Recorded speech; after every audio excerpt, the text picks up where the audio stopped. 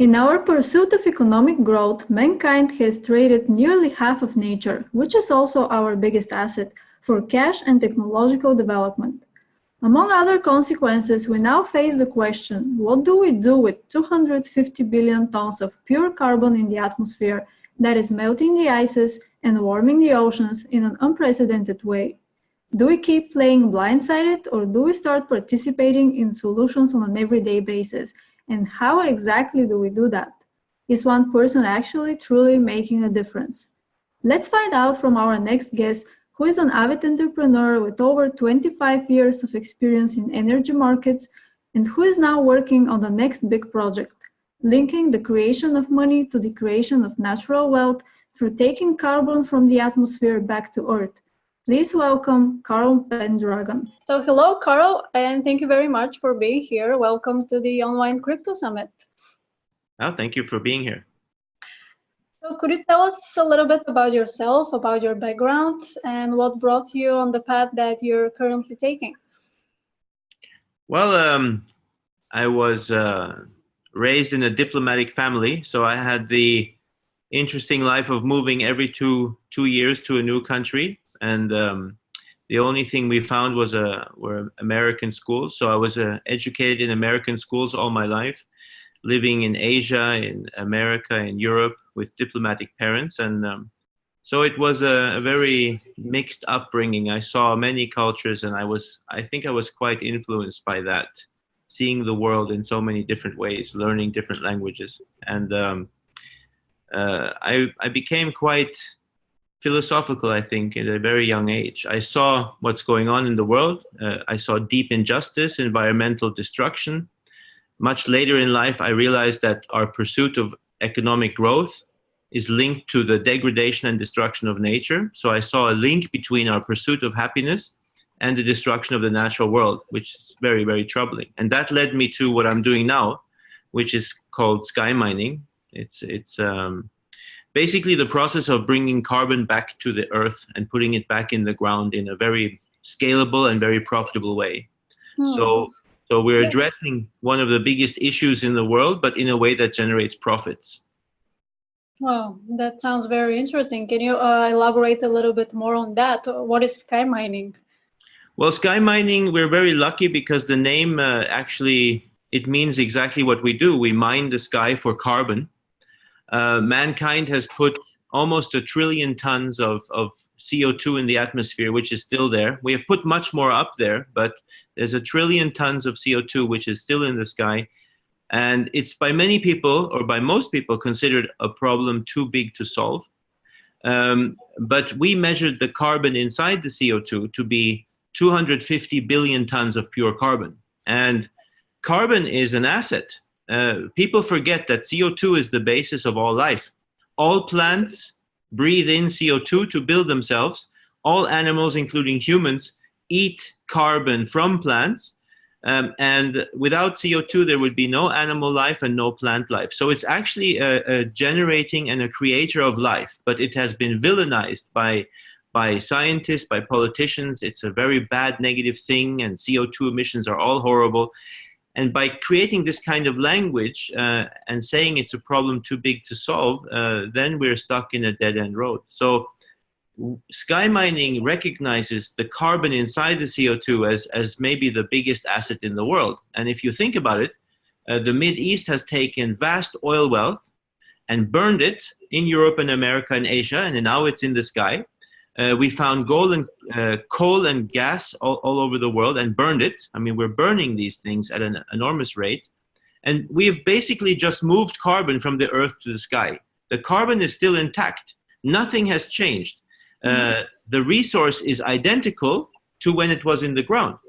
And so we found out that the biggest carbon mine in the world, bigger than any oil field, is the atmospheric carbon in the sky. So we're actually mining the biggest resource in the world, which is atmospheric carbon. So how do you bring it back to Earth then? Well, yes, many people always think about a technology, that mankind makes yet another technology to solve problems that are caused by technology, but that's impossible. We did look at man-made technologies. MIT had some interesting projects to actually make a machine that takes carbon out of the air. But to be honest with you, if you do the math, you would need a machine the size of Los Angeles to take out 1 day of emissions. So plus it would be a huge cost, not an income. So it's not efficient to do it that way. No. So a man-made technology to solve a problem that is caused by man-made technologies is a dead-end road. It's what Einstein once said: you cannot solve a problem when you're in the same state of mind as when you caused the problem. And our problem, mankind's problem, is that we are brain-based humans. We've cut our connection to the heart. We have technology enough to change nature and to rule nature in a way, and that is a dead-end road. What we do is we try to find the fastest CO2 pump that exists. So we did check man-made technology, then we checked bamboo, we checked seaweed, we checked algae, and we found out that the fastest growing organism that can turn CO2 into a resource is grass. It sounds very simple, and it sounds too simple for many people, but there is an African grass that grows 4 meters in 100 days. It means that you are creating a huge amount of grass, and you can harvest 3 times a year. There is no forest or wood type in the world that can come close to this efficiency of pulling CO2 out of the sky. The magic with grass is that the grass roots put carbon in the soil, and they can turn marginal land. We only do this on very poor land, which is not useful for food production. And we start to turn sand back into soil. That is a function that mankind needs. Even if there was no climate change, even if we did not need fuel, we have to put carbon in the sand to create soils again. Otherwise, all new farmland comes from deforestation. So we are performing a very important service for mankind by putting grass on marginal land. It puts carbon in the soil, and the rest of the carbon is in the grass. And we have a new fuel pathway to turn that grass into a copy of coal, which is clean and carbon negative and which burns smokeless, or to diesel and jet fuel. So the fuel pathway from CO2 through the step of grass to clean carbon negative fuels, we have developed that and perfected it over the last 6 years. So it's a full cycle of bringing it back from sky to earth, fertilizing the soil and making fuel out of it. Yes. So I don't think, I mean, everybody knows what I'm going to say next, but few people think about it in their daily life. Right now, some European coal power plants have switched to wood pellets. And the sad thing about that is that when you kill a tree, when you cut a tree, you have killed the tree. The tree is literally killed by the act of cutting it, and the roots eventually die, and all the carbon goes back into the sky, and then you burn the wood. Grass is the opposite. If you do not cut grass, it dies. So if you have grass that grows to 4 meters, it's genetically programmed to stop growing. So it will turn brown, and it will wait, and it has to be burned or cut or eaten, and then it will grow again. So to make grass grow, to make grass thrive, you actually have to cut it. So that's an incredible difference. So to keep grass alive, you need to cut it. To keep a tree alive, you cannot cut it. It's a miraculous difference. And based on that difference, we can really, really turn things around in climate change. So, but what it takes to plant that grass and to grow it, is it cost effective to do it? It's incredibly cost effective. I mean, grass is one of the cheapest things to plant, to harvest, to deal with. It needs very little water, very little human attention. I mean, it's one of the simplest things. I'm sure that everybody has seen a garden or has a garden. They know that the only job that they have is to cut the grass. They're not really doing a lot. They're not paying anybody to grow it. They're not praying every day that the grass will grow. It actually just grows. And that's the beauty of grass. And it grows for years and years and years. You never have to replant it. It's a perennial crop. Perennial means you plant it once and it stays in the ground and the roots become deeper and deeper and deeper. Unfortunately, mankind comes up with most of its food with so-called annual crops. Annual crops means you plant corn, for example, or wheat. You harvest it. You turn the earth with a tractor, with a plow, and then you plant again, and you plant again. And what this does, it kills all microorganisms in the soil, it kills the mushroom structure that's feeding the plant, and basically you're letting carbon go back in the sky. So we are farming in a way that puts carbon in the sky instead of taking it out of the sky. And that's another tragedy that we need to address.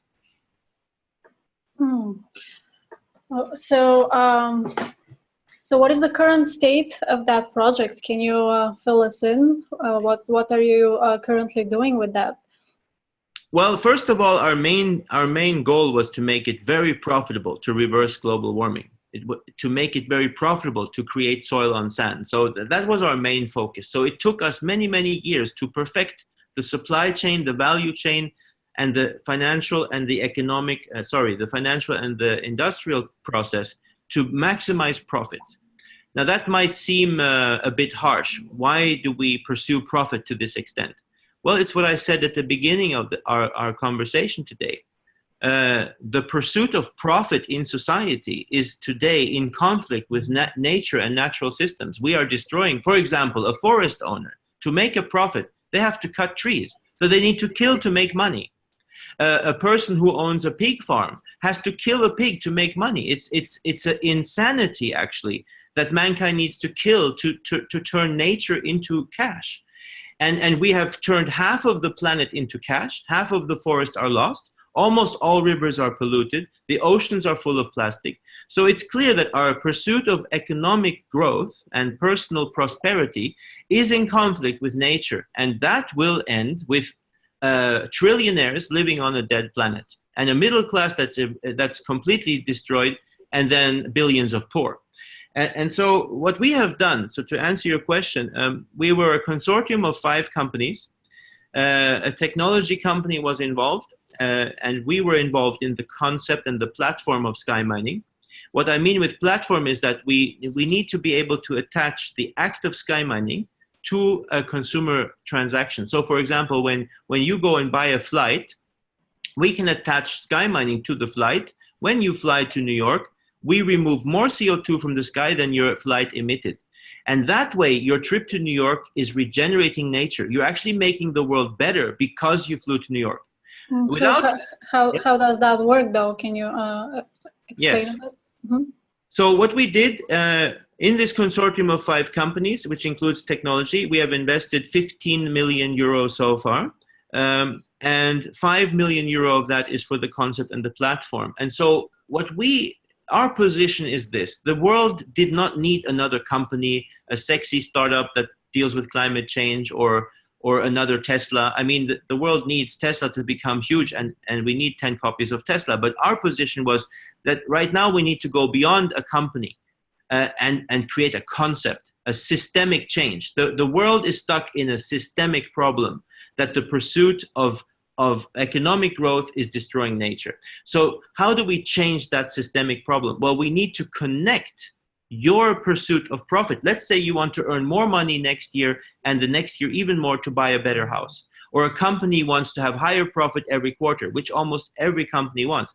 If that is linked to depleting resources, to using up nature, to degrading, to polluting, or to emissions, then we don't have a chance. So Skymining is the act of removing more CO2 from the sky than any transaction emits. So if you buy shoes, how much emission was it to make the shoes and bring them to your home?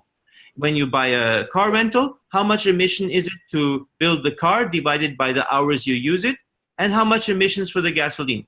If you then attach Skymining through an app, when you rent the car, either we will have a deal with the car rental company that it's included, or you as a consumer choose to attach Skymining to everything you buy because you feel that you want to repair the earth.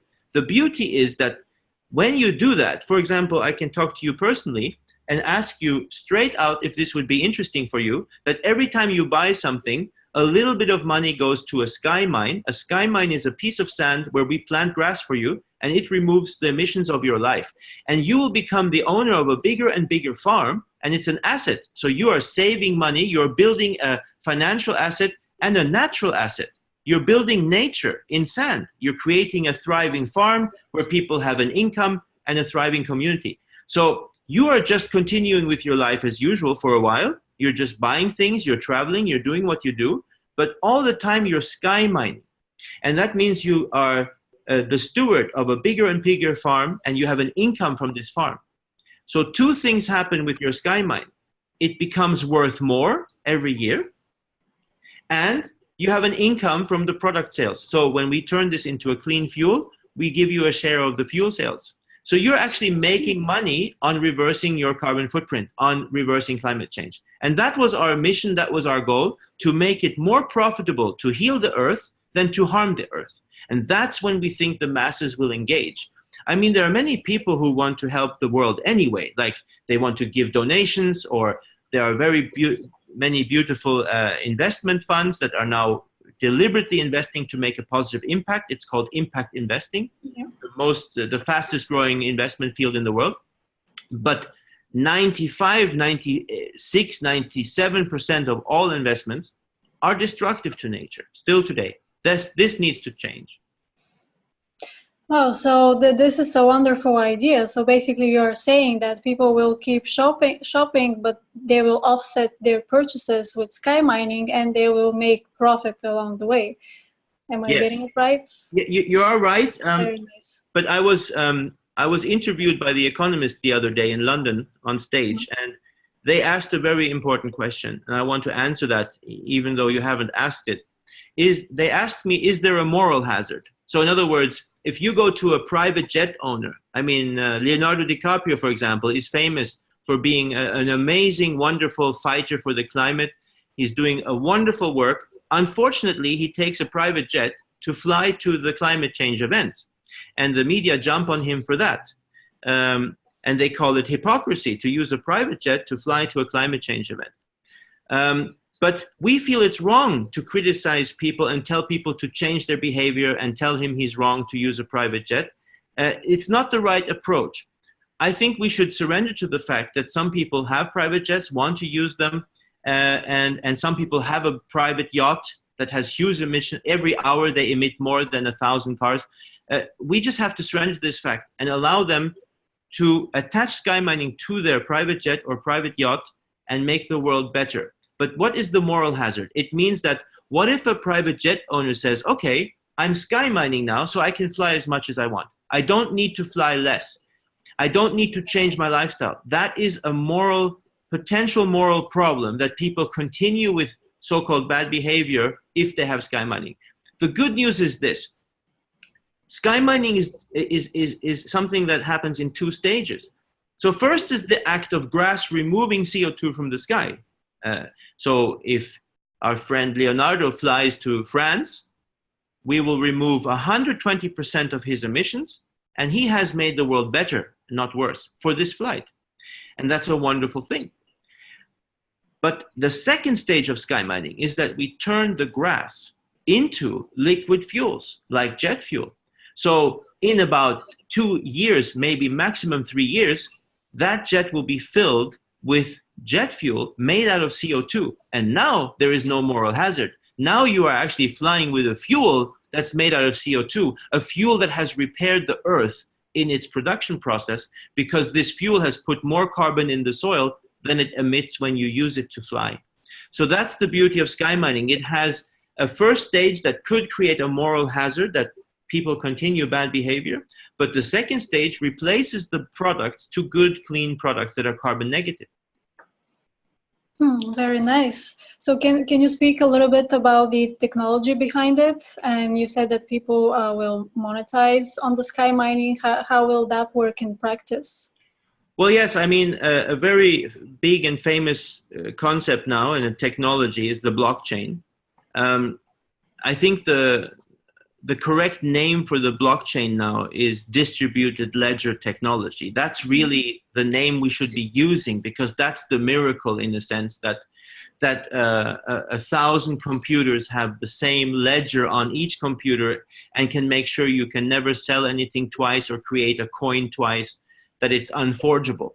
This is something that eliminates the middleman, and this is something that is creating countless opportunities. And one of the greatest opportunities that blockchain brings to us, the distributed ledger, is land ownership. This is the beauty. So for example, if I go back to the story I told you, if you are shopping every day and you have a farm that is growing, We want to send you a satellite photo of your farm, proving to you that the farm is getting bigger as you shop, and showing you that the grass is growing, and that we never sell that farm to someone else. I mean, if some people with bad intent get into this space, they could sell the same piece of land to 1,000 people, and you find out much later, because who's going to go to Africa or Brazil and actually check your own farm? So the beautiful thing about blockchain is that you have a completely incorruptible code that links a square meter of land to a satellite image, to you, to your purchase, unforgeable, unrepeatable. It goes onto 1,000 computers on a blockchain, a distributed ledger, and then this piece of land can never be sold twice, can never be farmed twice. It is your piece of land dealing with your footprint. That's the beauty of blockchain. And then the next step, of course, is that this can be monetized. And I think what the world needs more than anything, if you really think about it, I see the world's problems in many different angles. One way of saying what the world's problem is that everyone's attention is on money, so making more money or having more profit or being wealthier. Everyone's attention is on money and on their apps, social media. That's where all their attention is, while the world is burning and being destroyed. We are losing rainforest every day. We are really destroying our planet, and nobody's really watching because their attention is on making money and on their apps. So now I'm coming back to the Skymining platform. To solve this problem, we have two approaches. We have the Buddhistic approach, and Buddha teaches surrender to what is. Or we have the male patriarchal system that is running the world today and destroying it, and just to try to control things and to force people to change behavior. Well, the surrender approach is the correct one. We need to surrender to the fact that people's attention is on money right now, because we have been indoctrinated to need money for everything we need for life. We have been indoctrinated to watch our social media and to connect in that way. So let's surrender to that fact. Let's put the solution to climate change inside money and on the app. So we have created a currency system now that will be launched soon, where we attach currency to the negative carbon flow. So we attach it to carbon as an asset, and you bring a unit of currency into circulation when you have moved the carbon from the sky to the ground. That means that we're creating the first asset-backed currency that is truly safe, non-volatile, and in fact, much more stable than any fiat currency like the dollar and the euro, which we all know by now is not backed by anything. Since US went off the gold standard in '71, it has become a free-for-all just to print money whenever you feel you need money. And we're not printing money for the 3 billion poor. We're printing money for the Wall Street people who gambled away the housing debt. And so, when you create money in any quantity you feel like, you are depreciating the value of all money on earth. If you have a currency based on land and carbon, guess what happens? The carbon is moved to the ground. The fact that carbon is in the ground increases the value of the land. There is a product flow coming off the land, which creates an income. So if you have a currency attached to A, land value, and B, the product sold off the land, guess what happens? You have the first inflation-proof money in the world. Why? Because when land price goes up and product prices go up, that's usually why money becomes less worth. Our currency will go up as well. So your currency is always moving upward with land and carbon flow. And that is, I think we can call it a miracle almost, because if anybody has 100 units of our currency, they know that we have restored 100 square meters of land. If a greedy man says, I want 1 million units of this currency, we are forced, and I'm saying forced as a quote, we are forced to plant 1 million square meters of grassland on sand and create a productive farm where there was nothing. This is enormous value creation. And what we have done, if you see what we're getting to, we have linked the creation of money to the creation of natural wealth to improve nature. So you can get richer and nature gets richer, instead of the current paradigm we're living in where you get richer and nature gets poorer. And where does that end? It ends with trillionaires and a dead planet. We're all going to be super rich, those who are rich, on a completely dead planet with a few cities that no longer have farms to feed them. So, and you need to, the stop button on me is here. If I talk too much, just please. No, please, I keep going. It's beautiful, and I really love the idea. So naturally, my next question is, when can we see that in practice? Where and how will that work? I will just have an app on my phone, and whenever I buy a product, part of the money goes to Skymining, or the actual company is offsetting that price. How will that work? Well, yes. First of all, it's being launched very soon. It took many, many years to make it work. I mean, the machine in the background is the difficult thing. To move carbon from the sky to the earth, to make a farm, to create products, and have a technology that turns grass. Grass is a very low value product. It costs less than $20 a ton to farm. And we turn it into a fuel worth $170.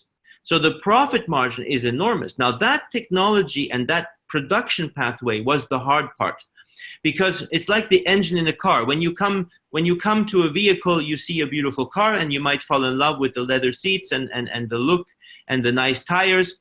But actually 90% of this car is the engine and how well it drives and how safe it is and the airbags, all the things you can't see. So I don't want to be rude to cryptocurrencies now, but I do have to say something just from my heart. The last thing the world needs now is a cryptocurrency based on nothing, which is just another game, a type of a gamble, and basically it's just creating different types of casinos. I mean, I agree. We live in a world with serious problems, and we need serious people to solve them. And you know, a group of 23-year-olds eating pizza all night coming up with a cryptocurrency idea is not going to help nature one little bit.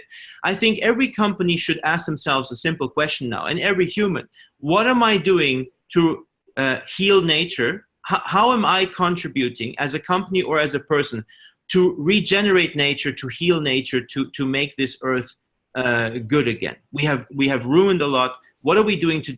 And if a cryptocurrency in some way helps the natural world, makes it better, okay, then I will look at it. I will talk to you. But if you have a cryptocurrency, which is just another fun money game, I have seen countless cryptocurrencies that have only one asset. They are creating artificial scarcity. We're only going to make 50 million units of this, or 400 million units, or Bitcoin 21 million units, and that's why this is valuable, and that's why it will go up in price. What does it do for nature? Let's look at Bitcoin. Bitcoin is one of the biggest polluters in the world now. The carbon footprint from electricity production to run Bitcoin is now bigger than Ireland, a whole country. So this is a currency that's harming nature, and you know, getting a few people quick rich, and the people who come in late, they lose money. I don't think the world needs that now. I think anything we do now as companies or individuals has to either regenerate nature or you're harming nature. You need to choose sides. Every human needs to choose sides now. Am I on the good side or am I on the bad side? That's the first choice everyone needs to make. And the same thing goes for cryptocurrencies or anything. If you have a money system that in some way improves the natural world, helps nature, saves wild animals from extinction, anything like that, I'm all for it. A link to the natural world, to the real world. But anything created in cyberspace to live only in cyberspace, to make the insiders rich and everyone who comes late pay the bill, no, we just don't need that anymore. We need serious solutions for serious problems. So, sorry, I forgot to answer your question. So when this is coming, and this app, what will happen? Well, basically, it's very simple. We are already talking to airlines and car rental companies to embed Skymining in the price. So when you come and buy a cup of coffee from a partner of ours, Skymining is embedded. Money goes to a farm. But if the company does it, like if the airline adds Skymining, they own the farm because they took it upon themselves to make this a carbon negative trip. But if you as a consumer want to join an organization where you have a smart card, actually we're going to give you a smart card. All the people that want to help the earth get a smart card from us. It's going to be launched in a few months as a beta version on invitation only, but we'll remember to send you one. And basically, you have a card reader on your phone. You have a little card reader, and all your credit cards, you put them on your app, and you have one beautiful white smart card. And on your app, you can choose which credit card you want to pay with. So you're still paying with your own credit card, but it's all on one card. It's a very convenient thing. So if you have 20 credit cards and gift cards and airline miles cards, you can leave them all at home. When you go to British Airways to do a flight, you go on your app, you choose the British Airways card, and you send the instruction to your smart card. You are now the British Airways card. And when you pull that card at British Airways counter, they think that it was the British Airways card you pulled. So you still get your bill on your British Airways account and your points and so on. We're not taking over all of that cash flow. But what happens now is that no matter which card you use, no matter what you're doing, you are putting some money aside on Skymining. But here comes the best part. As you already know as a consumer, anybody who watches this knows that everybody is giving you discount. From Amazon to Starbucks, if you come back more than 3 times, you have 5%. If you buy 2 cups, you have 10%. Everybody is in the business of giving discounts. And here's the beauty.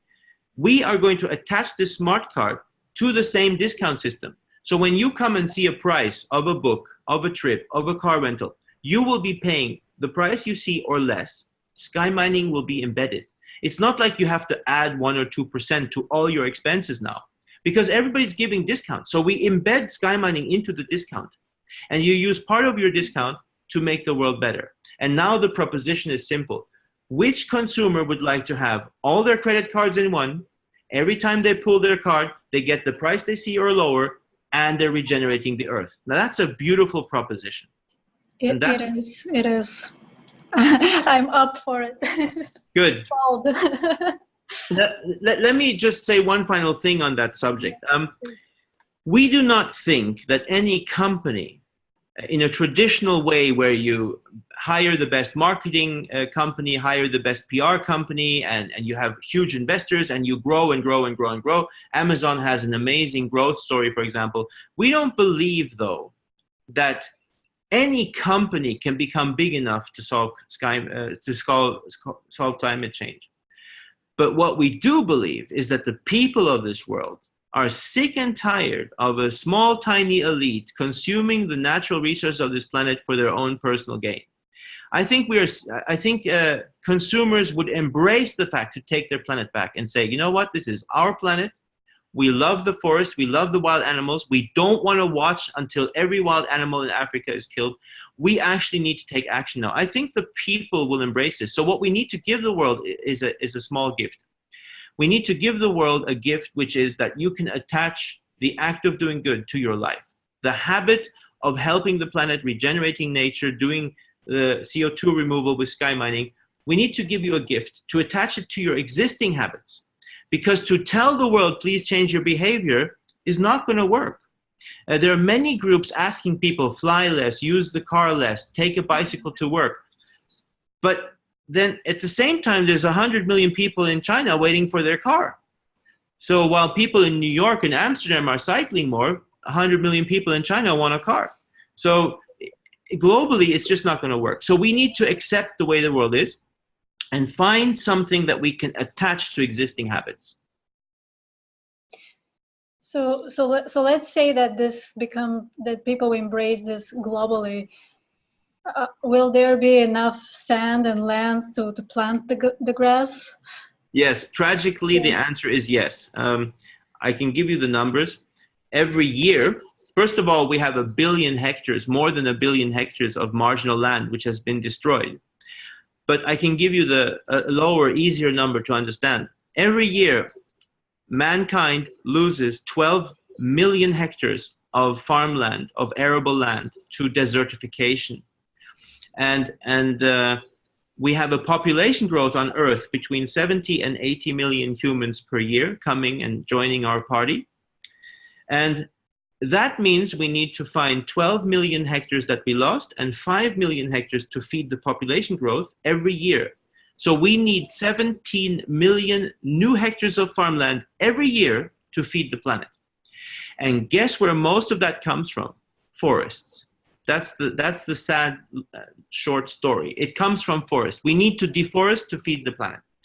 And so, yes, just to recover those 12 million hectares with grass, to put carbon back into the soil, to put nutrients back in the soil, that will keep us going and make billions of tons of fuel. So we have more than enough degraded land, unfortunately, because mankind has been degrading land for the last 100 years at a massive scale. We've always been degrading land. I mean, Europe has been deforesting since the Middle Ages. But, back then, the main cooking fuel was, and heating fuel was wood. And coal, which is today the villain in climate change, coal once upon a time saved Europe from total deforestation, because mankind doesn't stop until it's over.